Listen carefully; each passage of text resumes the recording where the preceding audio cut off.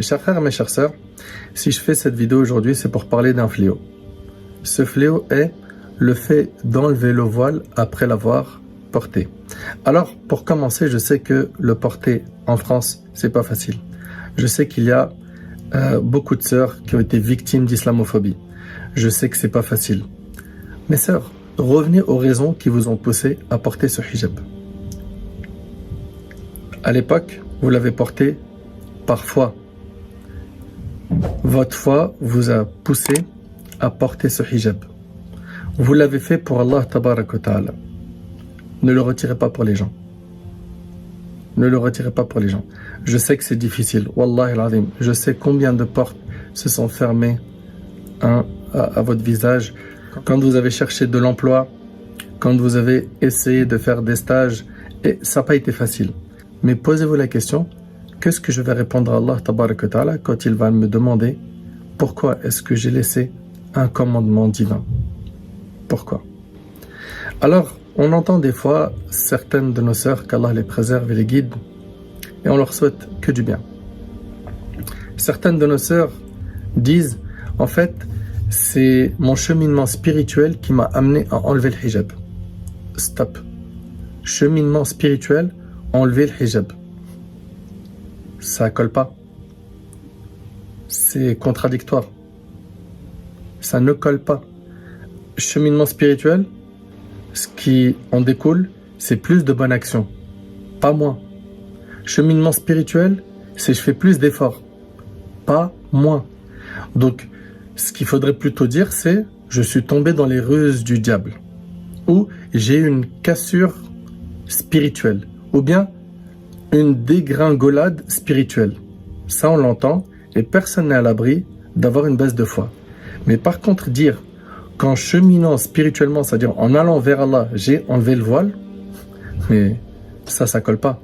Et ça ne collera jamais. Et il ne faudra jamais utiliser ces propos. Pourquoi? Ils sont contradictoires.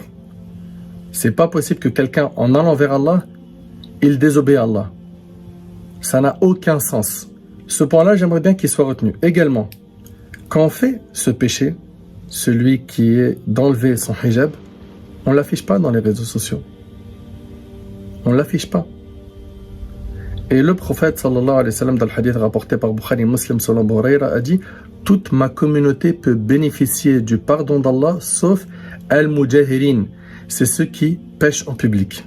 Et effectivement, lorsqu'une femme enlève son hijab et qu'elle s'affiche dans les réseaux sociaux en montrant ses cheveux, elle a fait un péché en public. Et je répète le hadith, le prophète sallallahu alayhi wa sallam a dit « Toute ma communauté peut bénéficier du pardon d'Allah sauf ceux qui pêchent en public. » Et pour ceux et celles qui veulent avoir des arguments sur l'obligation du voile, j'ai 2 vidéos à ce sujet. Vous pourrez écouter les arguments qui sont très détaillés. Ok? Ça a toujours été l'opinion de tous nos ulama depuis 14 siècles. Et là, dernièrement, on commence à entendre des opinions qui n'ont jamais été propagées dans le passé. Donc, enlever le hijab, c'est une ruse du diable, c'est pas un cheminement spirituel. Deuxièmement, quand on fait le péché, on l'affiche pas. Troisièmement, sachez que le péché peut être multiplié. Quand il est fait dans certains endroits, à certains moments, par certaines personnes. Certains endroits comme à la Kaaba. Dans certains moments comme les mois sacrés. Et également par certaines personnes comme les personnes qui sont prises par les gens pour modèle. Allah tabarak wa ta'ala, il a parlé aux femmes du prophète sallam qui sont des modèles.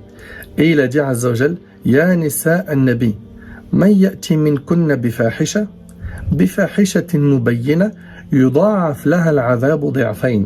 Aux femmes du prophète, celle d'entre vous qui se permettra une turpitude prouvée, le châtiment lui sera doublé. Pourquoi?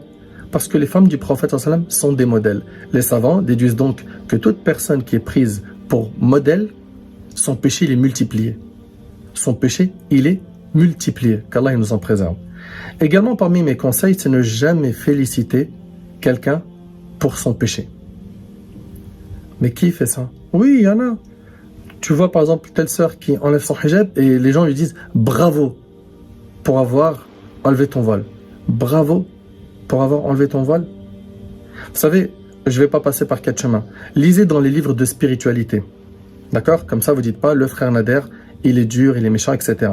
Dans les livres de spiritualité, ce type de propos n'émane que des cœurs malades.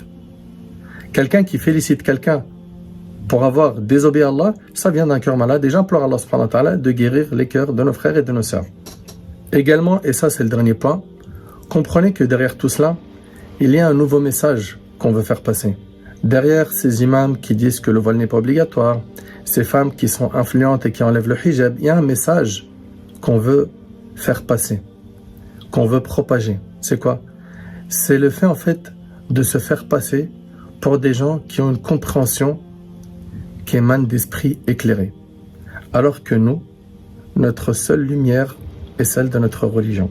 J'implore Allah tabarak wa ta'ala de guider nos sœurs qui ont enlevé le hijab et je leur rappelle que la récompense d'Allah subhanahu wa ta'ala qui les attend est immense si elles s'accrochent, si elles tiennent bon, si elles sacrifient pour Allah tabarak wa ta'ala.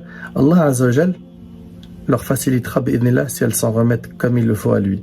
Allah subhanahu wa ta'ala va les soutenir. Allah tabarak wa ta'ala leur accordera mieux que ce qu'elles ont perdu. Le prophète sallallahu alayhi wa sallam n'a-t-il pas dit que celui qui délaisse quelque chose pour Allah, Allah il le remplace par une chose meilleure? Allah tabarak wa ta'ala nous a dit que quiconque s'en remet à Allah, Allah lui suffit. Ma sœur, place ta confiance en Allah, avance, et si tu as porté le voile, je te le dis, je te le répète, rappelle-toi pourquoi tu l'as porté. Pour Allah. Que les paroles des gens, que les regards des gens, que les critiques des gens ne te fassent jamais oublier l'objectif pour lequel tu as porté le voile. J'implore Allah subhanahu wa ta'ala d'assister nos sœurs. J'implore Allah azza wa jal de guider mes sœurs qui l'ont enlevé.